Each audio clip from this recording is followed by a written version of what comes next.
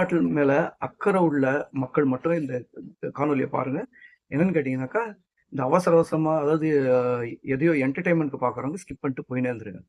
என் சேனல subscribe பண்ணாதவங்க பண்ணுங்க.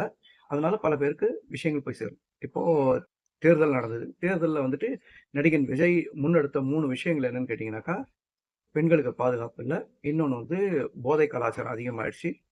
அதுக்கப்புறம் 3வது வந்து ஊழல். இது 3 முன்னிறுத்தி தான் இது பண்ணாரு.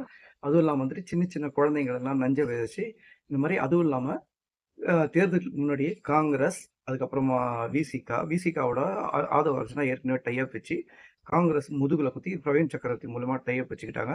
எல்லாம் முதுகுல குத்தி முத்துவேல் கருணாநிதி ஸ்டாலின தோற்கடிச்சுட்டாங்க. ரைட். மக்கள் வந்து முழு மெஜாரிட்டி குடுக்கல. ஆ வெற்றி வந்தது. வெற்றி அதாவது 108 தொகுதி. அதுல 1 தொகுதி, 2 தொகுதின்றதுனால ரிசைன் பண்ணாப்புல திருச்சி கிழக்கு. இது நிலை. அதுக்கப்புறம் என்ன நடந்தது? அதாவது அ இங்கேருந்து பிச்சுக்கிட்டு வேகமா வந்துட்டு இது ரன்னிங் ரேஸ்ல ஓடுற மாரி காங்கிரஸ் பிச்சுக்கிட்டு ஓடி போய் முதல்ல அவங்களுக்கு இது குடுத்தது.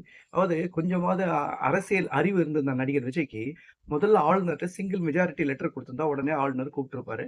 அதுக்கப்புறம் யார் யார சேர்க்கணுமோ, இவர் என்ன பண்ணாருன்னா, ஆ அவரோட 107 பேரு பிளஸ் அந்த காங்கிரஸோடதையும் சேர்த்தாக்கா, மொத்த மெஜாரிட்டி காமின்னு சொன்னாங்க. என்ன இருந்தாலும் வந்துட்டு சிங்கிள் மெஜாரிட்டி இருக்கும்போது ஆளுநர் அழைக்காம இருக்குது, அது தவறு. அது ஒரு பக்கம்.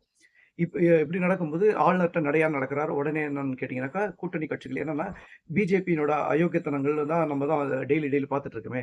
இந்தியா பூரா வந்துட்டு ஒரு அமைதிய குலைச்சு எப்படி பண்றாங்கன்னு. இங்க குடியரசுத் தலைவர் ஆட்சி வரக்கூடாதுன்னு சொல்லி நம்ம என்ன பண்றோம்னாக்கா, இவங்க திமுகவும் உடனடியா ஒரு தேர்தலுக்கு ரெடியா இல்ல.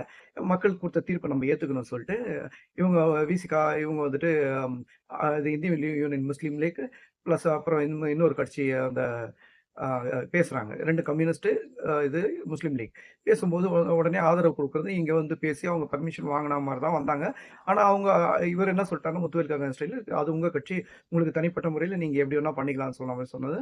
ஆதரவு குடுத்தாங்க. ஆதரவு முதல்ல வந்துட்டு என்னன்னு ட்ராமா என்னன்னு கேட்டீங்கன்னா, ஆதரவு நிலை. அதுக்கப்புறமா ஆட்சியில் பங்கு. இவங்க வந்து என்னன்னா, ஒவ்வொருத்தரையும் இப்ப வந்து இவரு தேர்தல் முடிஞ்சா அந்த வாக்கெடுப்பு நடத்துறதுக்கு முன்னாடி நாள் எல்லாரையும் பார்க்குறாரு. பார்த்துக்கங்க. முத்துவேல் கருணாநிதி ஸ்டாலின பார்க்குறாரு. அப்புறமா விசிகாவ பார்க்குறாரு. இவங்கள பார்க்குறாரு. ஆனா எடப்பாடிய பார்க்கல. எடப்பாடியிலேருந்து பிரிஞ்ச குரூப் போய் சி.வி. சண்முகம் அவங்க டிஃபரன்ஸ் ஆஃப் ஒப்பீனியன்ல இருக்காங்க. அவங்கள போய் பார்க்குறேன். அது வந்துட்டு அதுவே அங்கருந்து ஆரம்பிக்குது இது. என்னன்னு கேட்டீங்கன்னா, என்ன சந்தேகம்ன்னா, கம்யூனிஸ்டோ இதுவோ கடைசி நேரத்தில ஏதாவது பிரச்சனை பண்ணிட்டாங்கன்னா என்ன ஆவாதுன்ற ஒரு பயத்தில, அவங்க சி.வி. சண்முகம் குரூப்ப பார்க்குறாங்க. அவங்களும் என்னன்னா, அவங்க அதிமுக கொறடாவோட இன்ஸ்ட்ரக்ஷன மீறி 25 பேர் இவங்களுக்கு ஆதரவு அளிச்சுர்றாங்க.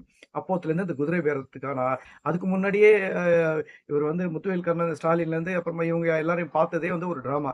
என்னன்னு கேட்டீங்கன்னா, மத்தவங்கள பார்க்கும்போது அது ஒரு பிரச்சனையா இஷ்யூ ஆயிடக்கூடாதுன்றதுனால பார்க்குறாப்ல. பார்த்து எல்லாம் முடிச்சு அங்கருந்து என்ன பண்றாப்ல, எல்லாம் அங்க அவங்க கிட்டலாம் ஏற்கனவே செட்டில்மென்ட் பேசி முதல்லயே பேசிக்கிறாங்க. அதுக்கப்புறம் தான் இவங்க வந்து ஆட்சி அதிகாரத்தில பங்கு குடுக்குற மாரி, ஆட்சி அதிகாரத்தில பங்கு குடுக்குறாங்க. பங்கு முடிஞ்சது. இதெல்லாம் நடக்குது. உடனே என்னன்னாக்கா, இவங்களுக்கு அப்பவும் கம்யூனிஸ்ட் மேல பயம் இருக்கிறதுனால, உடனே வந்துட்டு அதிமுகவ உடைச்சு அதுலேருந்து பல எம்.எல்.ஏக்கள ரிசைன் பண்ண சொல்றாங்க. இவங்க ரிசைன் அதாவது ஒரு எம்.எல்.ஏவா இருக்கிறவங்க ரிசைன் பண்றதுக்கான காரணம் என்னவா இருக்கும்? ரிசைன் பண்ண சொல்லி குதிரை பேரம் அங்கருந்து நடக்குது. அதுக்கு முன்னாடி என்னன்னு கேட்டீங்கன்னா, டிடிவி தினகரனோட இவரு காமராஜர் அவர் கார்லயே வந்து மூஞ்ச மறைச்சுட்டு போறாங்க. அதுக்கப்புறமா இவங்க வீடியோ காமிக்கிறாங்க. அவர் கையெழுத்து போடுற கார்ல கையெழுத்து போடுற வீடியோ காமிக்கிறாங்க. அங்க குதிரை பேரம் ஃபர்ஸ்ட்டு. அதுக்கப்புறம் இவங்களோடதெல்லாம் ஆரம்பிக்குது குதிரை பேரம். அப்படியே வந்து தலைமைச் செயலகத்திலேயே அதாவது கீழ ரிசைன் பண்றாங்க. மேல வந்து உடனே அவங்களுக்கான கார்டு கூட ரெடியா இருக்கு. கட்சி அலுவலகமா யூஸ் பண்றாங்க. இதெல்லாம் நடக்குது. ஆனா வந்துட்டு இது கம்யூனிஸ்ட் கட்சிகள்ல திமுக மேல உள்ள வன்மத்தின் காரணமாக, அவங்களுக்கு வந்து அதாவது அவங்க செய்ற தப்புலலாம் அப்படியே சைட்லைன் பண்ணிட்டு போயிட்டே இருக்காங்க. இது ஒரு பக்கம் நடக்குது. இந்த இதுக்கு அப்புறமா வந்துட்டுன்னா, இவங்க இந்திய யூனியன் முஸ்லீம் லீக் ஆட்சி அதிகாரம் கிடைச்சோனே அப்படியே பல்டி அடிச்சிடுறாங்க. அதுக்கப்புறம் அ ஆஸ் யூசுவல் நம்ம வைகோ போய் பார்க்குறாரு. வைகோ தான் அவரோட கல்ச்சர் தான் தெரியுமே.